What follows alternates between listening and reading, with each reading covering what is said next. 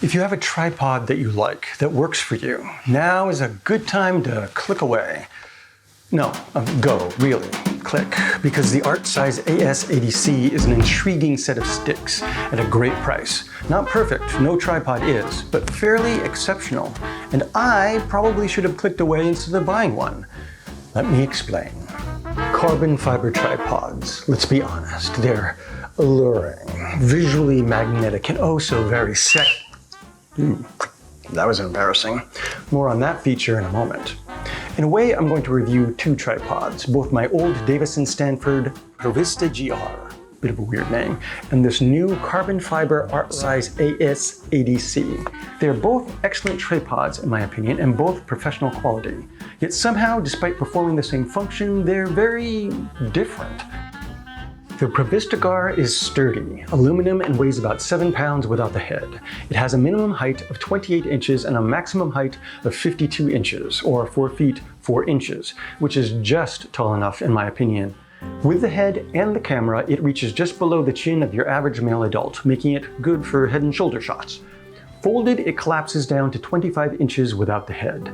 D and S say it can support 18 pounds, though I believe it to be more.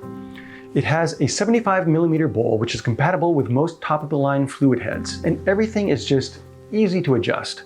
I love the flip-latch legs, and the weight will cause the leg to extend on its own, making it very easy to adjust.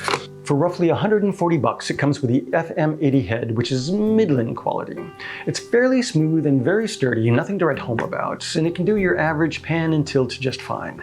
But it lacks controls. The pan and tilt is always about the same middle-of-the-road tension. You can't go quickly and there's no precise adjustments to it. It's not spring balanced either.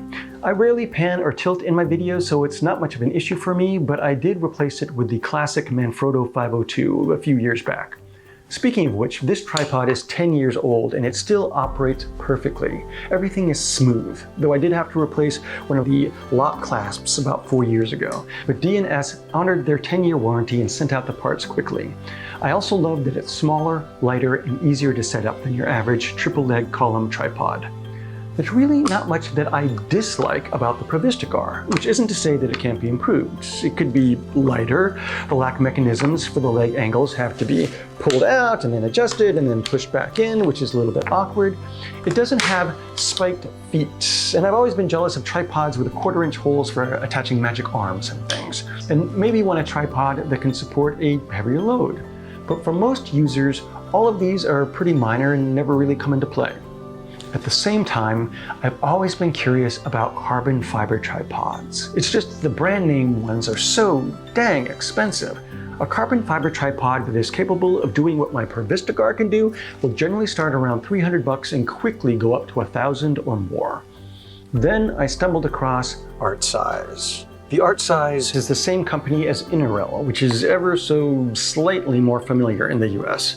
They don't have a reputation for quality, they don't really have a reputation of any sort, but they've actually been a serious tripod maker for some years now.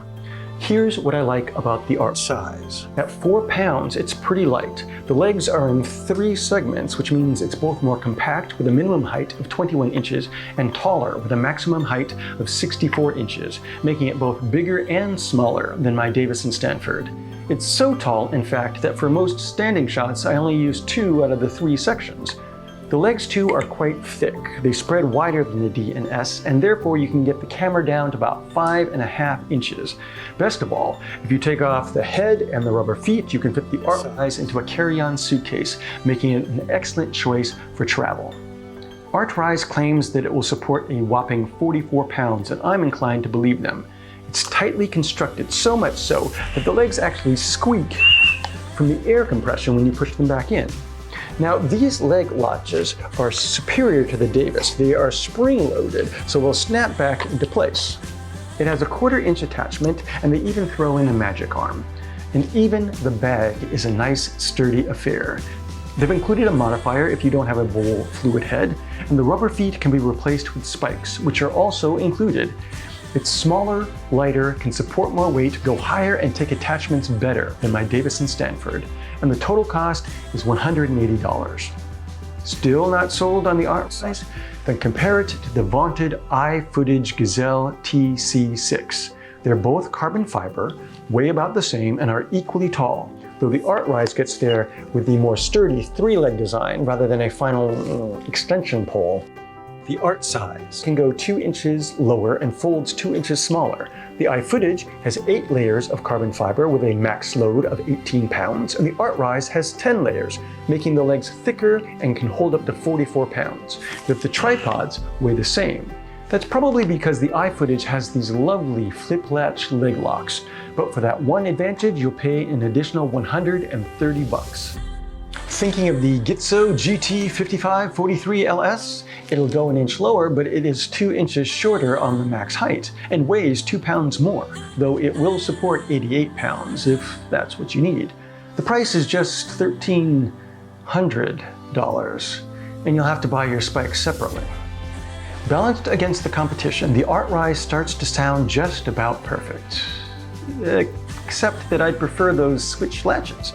And the legs being so light, they don't automatically descend when you loosen them. I know I'm going to miss this feature because I use it constantly when I need to adjust heights and my camera is already on the sticks. I'm hoping it'll loosen up with time. The bowl is its biggest shortcoming though. It's only 65 millimeters, which is small and makes it incompatible with many professional fluid heads. The attachment can hold a 75 millimeter bowl. It works fine, but it's just a little inelegant. But I wouldn't be optimistic about trying a 100 millimeter bowl head here. So that may take this out of the running for some users. In a truly niggling complaint, the bowl tightening mechanism is round, which makes it harder to grip and tighten firmly. I've actually swapped it out with one of my older tripod heads. The locks for the leg angles are spring-loaded, so they snap back into place. But like the Davison Sanford, you still have to fold the legs in a little bit in order to unlatch the lock. And of course, at this price point, it doesn't come with a head. I'm using my old Manfrotto 502 for the time being. The Artrise is a solid tripod at an excellent price point, in my opinion. There are better carbon fiber sticks on the market, but they typically start at more than double the price. And I think that it's important to remember that once the tripod is set up, most legs will perform the same as other legs within their weight class. The real difference is in the ease of setup, the reliability, and the weight. And the weight may be more about the style of tripod than the materials. I shaved just 3 pounds off my Davison Sanford with the Artrise because the tripod style is the same as the D and S, and lightness has its disadvantages. My camera setup is already pretty light, so there's not much holding my tripod to the ground if it's windy or if there are vibrations from a passing train or whatever. I wish the Artrise had a weight hook on the bottom of the bowl lever. That would be convenient, but I've only seen one tripod with that feature. Every tripod is a bit of a Goldilocks dilemma. No one tripod can have all of the qualities that you want.